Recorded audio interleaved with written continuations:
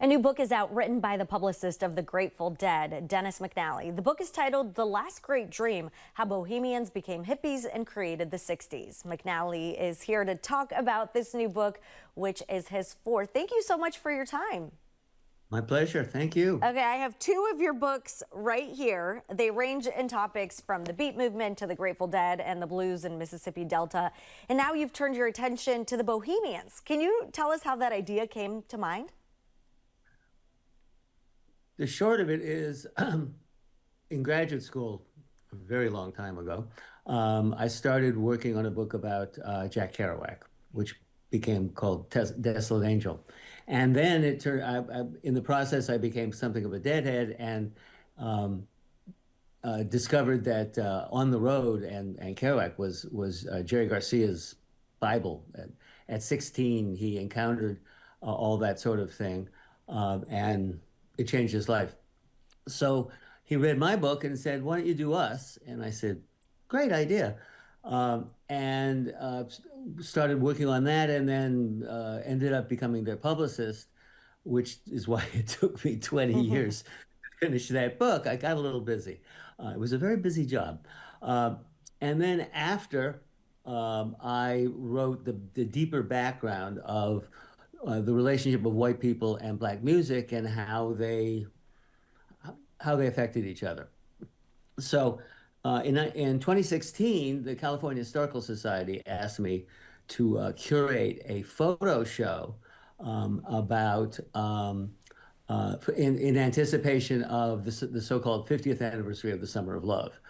Every museum in the Bay Area was like going, it was a big deal.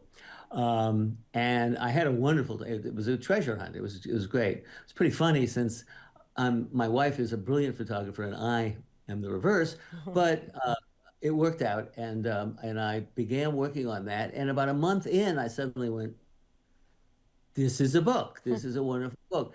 And I've been asked a bunch of times, what surprised me most about the whole, the evolution of the Haight-Ashbury and the general hippie, quote unquote, of the 40s, 50s, 60s. And the most surprising thing is that nobody's ever done this before, gone into the background. There's almost all of the books I ever read, and I think I've read them all, start in 1965, as though it just sort of poofed up into up into the air. So I went, well, here's something for you. And I started working on it. And one of the pictures you ran, as a matter of fact, the first picture was a picture of Kenneth Rexroth reading poetry to jazz, bingo. And that's really where my book starts, which is he and a man named, by the way, a man named Mel Weitzman, who later became an abbot of the Zen Center here in San Francisco. I hate to cut you off because we only have a minute left and I could talk to you for hours. I just want to ask you quickly, we can always learn from our past, and that time really brought about counterculture and social change.